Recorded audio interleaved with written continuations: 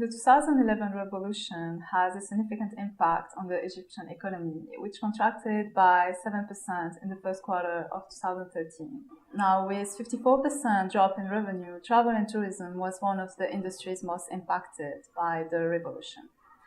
Cairo was heavily affected. By 2013, occupancy rate had dropped by more than 40%. Now, to tackle the financial losses, key players in the travel and tourism industry has implementing discounting policies. So key players in the airline and hotel industry has reduced their price by an average of 10% in 2012. Domestic tourism has also been heavily promoted.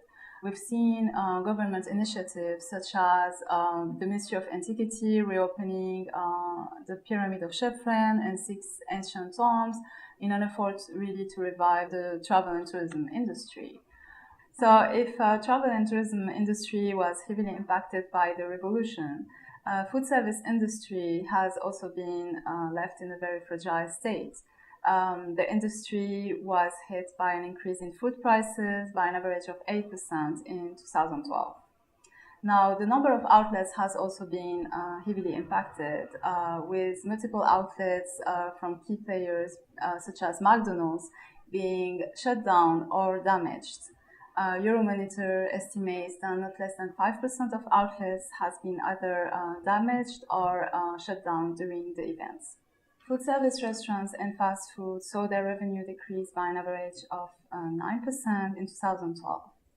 To tackle those challenges and financial losses, the industry has decreased their prices by an average of 6%. This was particularly the case for fast food and food service restaurants.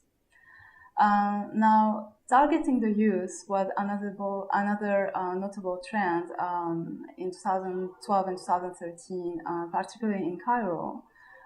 We've seen, for example, chain specialist coffee shops witnessing their revenue increasing by an average of 6% in 2012. Now, this was mainly enabled by strong brands such as Costa Coffee and Starbucks, offering really to the young population a trendy atmosphere along with additional added value services such as free Wi-Fi and study areas. So we can say that despite the crisis, chain specialist coffee shop still managed to increase their revenue and attract the youth. So in the short term, the interim government is very likely to cope with the situation, knowing that they recently obtained an aid of 12 billion from KSA, Kuwait, and Abu Dhabi.